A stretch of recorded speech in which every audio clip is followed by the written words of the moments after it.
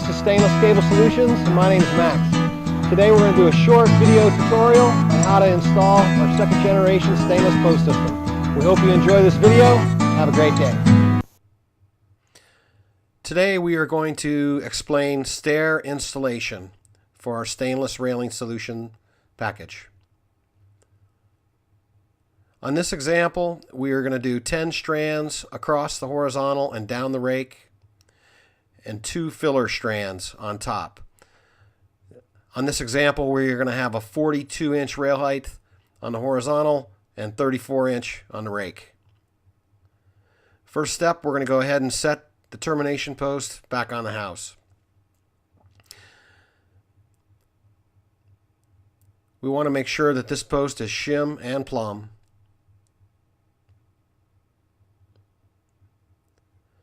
Once that's completed, we are going to go ahead and install the transformer tops. Sometimes you have to install these tops before you set that post back on the house because of space restrictions on the inside face. Now we have to set the top and bottom posts on the stairs and find the correct reveal. We take a piece of board and go ahead and clamp this on the post, and then we go ahead and set a piece of 5/4 on top of that board. On this example, these are pre-drilled holes, so we're running off the holes that are existing. We'll check the reveal at the bottom. It's 1 inch from the nose and 1 inch from the nose at the top. This is very important to get the first strand of cable set correctly.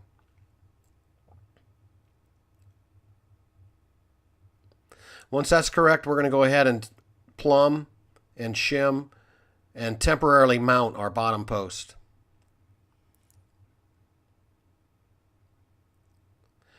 We're going to go ahead and scribe a line on the bottom. This is going to be the pitch of your stairs. Now we're going to do it on the second hole up. Again, we're going to clamp a small board on the top post and then clamp a piece of 5/4 down. We'll check the reveal at the top and the bottom to make sure it's square with the stringer. And again, we'll go ahead and scribe a line. Now we're going to set the stair grab rail bracket. We usually set the stair grab rail 34 inches at the bottom.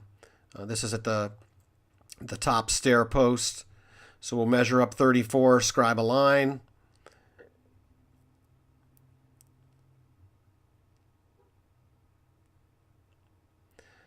We'll set the stair grab rail bracket on the inside face of the post, mark the holes, drill 3/16 inch holes, and rivet fast. This is the finished product.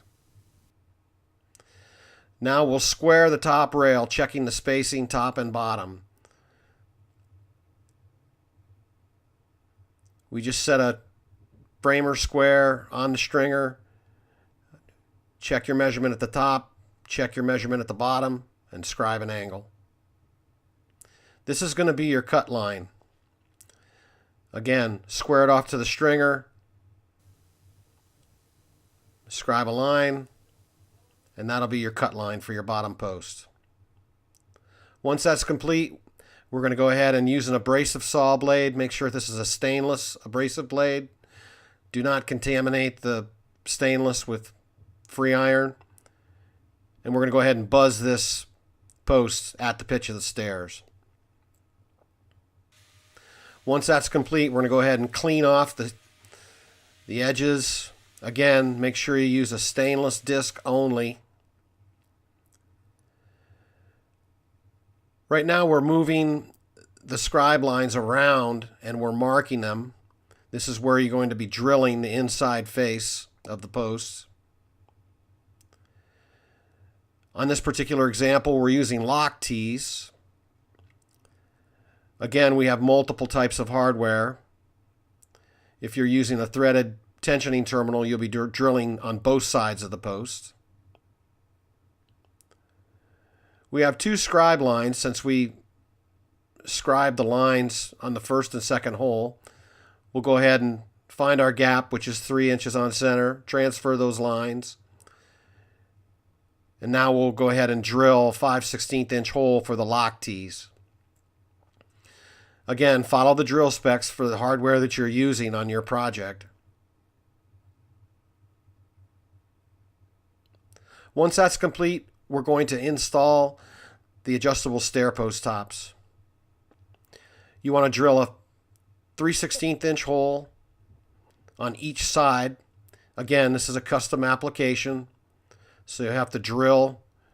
Again, when you're drilling stainless, the key is to drill medium speed, medium pressure.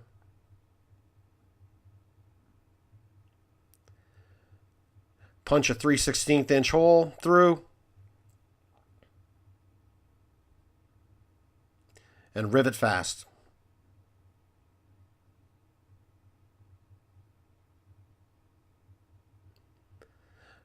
Now we're going to install all the stair posts.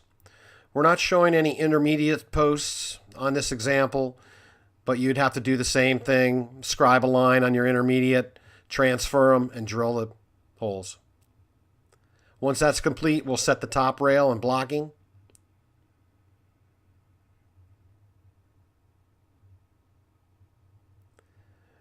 We showed you this on video 1 for the stair installation. We're going ahead and mark the bottom of the top rail.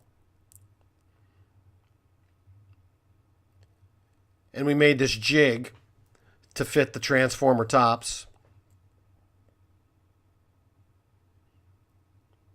We'll clamp this fast to the bottom of the top rail and router a small channel, 1/8 inch channel,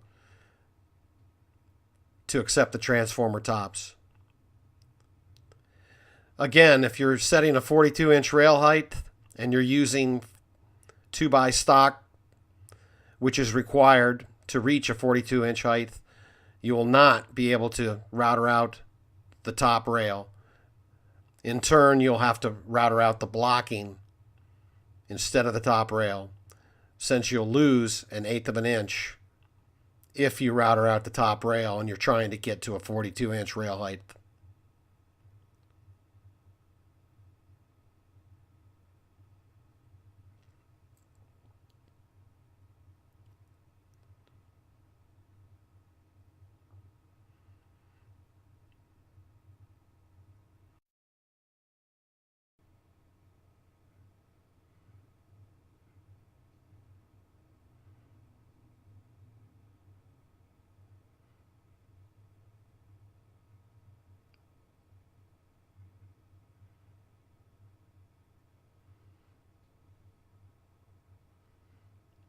You can see that the transformer tops fit nice and flush. Go ahead and screw the top rail in place once you finish that, and we'll set the blocking. The blocking is clamped underneath the top rail and screwed in from the bottom up into the top rail.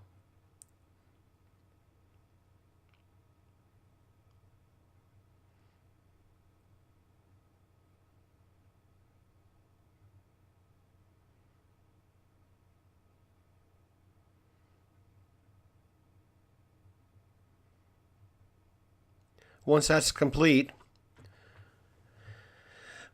we're going to go ahead and string our cables from the termination post back on the house down to the bottom post. We'll pull them tight and mark 1.5 inches from the inside face.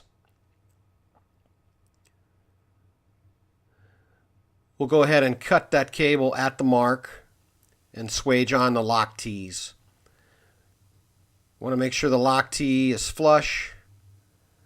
We want to make our first swage approximately 1/8 inch from the edge, and then swage it twice, and then bend the cable 90. Insert the lock tee in the hole, pull it tight, and go back to the top of the stairs and reinstall the threaded tensioning terminal.